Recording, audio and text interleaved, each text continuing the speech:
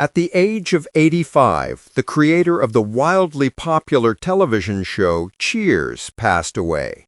The sitcom, which starred Ted Danson, Woody Harrelson, and Kirstie Alley, was packaged by Bob Broder, an agency, and ran from 1982 to 1993. Surrounded by relatives, Broder passed away on September 23 from cancer. The agent's most well-known employment was at BWCS, followed by ICM.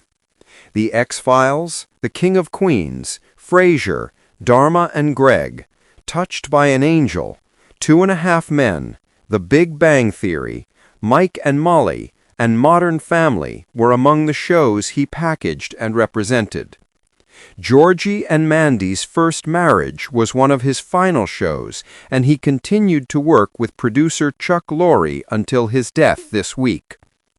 The sitcom Cheers, which is set in a bar owned by former Boston Red Sox bullpen pitcher Sam Malone, was the show with which Broder was most closely associated.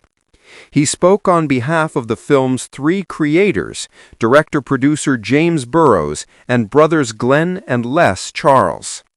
According to Deadline, when Broder visited the set, he was welcomed like the mayor of Cheers.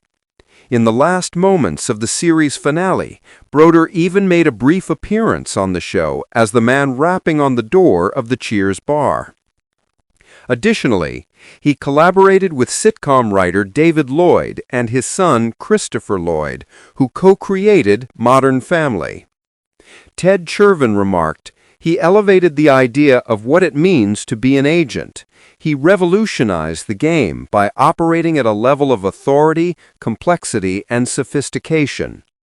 In the way he led the agency, managed his clients, and interacted with the rest of the community, he had a real statesman-like quality to him. And through all of that, he inspired a lot of people, including Chris and me." In 1978, Broder was a co-founder of the Broder Kurland Agency. Silberman, Beth Uffner, Chervin, and Elliot Webb were also partners at the literary agency. The business was purchased by ICM in 2006. Even now, when people talk about the agency, they just call it Broder.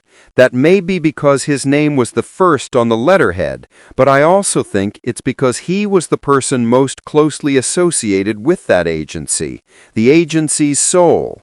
And that organization had an amazing culture of strong individuality and teamwork.